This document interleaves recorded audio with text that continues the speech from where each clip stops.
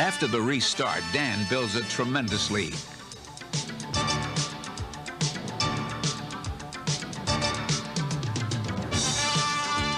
It looks like Gurney is going to make it 3 in a row.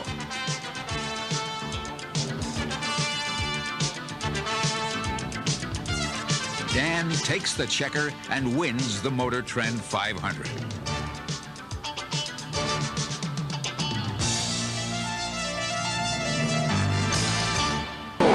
Inside for second, Villeneuve. Can he stay there? No, Pappas gets back by. Now Pappas has to try and chase Boris Said back down. Here's Pappas inside of Boris. He got him. Boris going to try the crossover. Clear. Pappas over the curves. Here comes Boris Said. Grab racing to the finish line, side by side. Who's going to get here first? It is, I think, Boris Said. I think he got it by a bumper. The final lap of the race, unless we see the caution. 1 lap to go, sponsored by Credit One Bank. Probably as hard a rain as they have encountered the entire day right here for this final lap.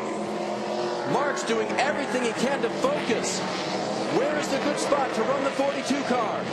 Hornish within reach. Yeah, trying to get out where he can see. You can see that, but he found some puddles out there, Sam Hornish did, as he approached turn 2. You see the water pouring away from the Goodyear Eagles. They channel the water out, and there's a lot of it coming out from them now.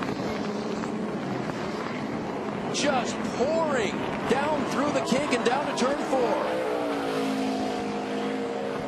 4 down here in the 4th. He's got to be so careful, DJ. Yeah, right now it's just the racetrack that he's having to deal with right now. And I'm looking at other cameras that we have. There's really no one else off the course that should impede his progress, but it's just a matter of how hard he can attack and stay on the track. Coming to the checkered flag. Appears to be clear for Justin Marks, but he's got about 7 more corners to negotiate. Cleanly through 6. Yeah, this is exactly what he's done all day. Better than everyone else in these severe conditions that he's encountering right now. Doing a very, very nice job of staying in front of Sam Hornish.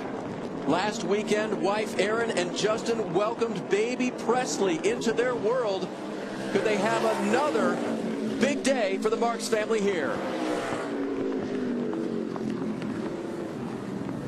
Carefully up to that left-hander goes Justin Marks. Needing and using the entire racetrack. Final 2 corners for Marks. Can he do it? He's through 12.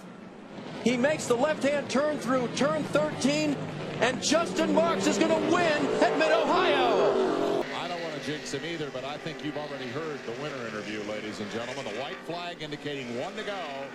Fellows hard on the brakes for the last time down into turn 1. The position fights behind him pretty much non-existent. They're single filing it into the final lap as McLaughlin has that 2nd spot, backing up last year's victory and wrapping up a very enjoyable week for him. He said flying that F-16 was really fun. Yeah. 7 Gs, didn't throw up. Pretty good. He's flying around this course here today also, but my hat's off to that Ashton Lewis. We've talked about him all day long. Engineer from the 24 car, got the opportunity to get in a Roush car for one of Jeff Burton's car, and man, he's doing a great job running 3rd right now. The yellow number 9. Here's the guy who's been the class of the field since Boris Said the pole sitter spun on the 1st lap. Ron Fellows, a victor here a year ago in truck competition, to the delight of the Canadians who come down across the border to watch the racing at Watkins Glen. Comes back here a year and 3 weeks later and says, I'll do it again in a Busch car. Joe Nemechek gave him the call and the opportunity.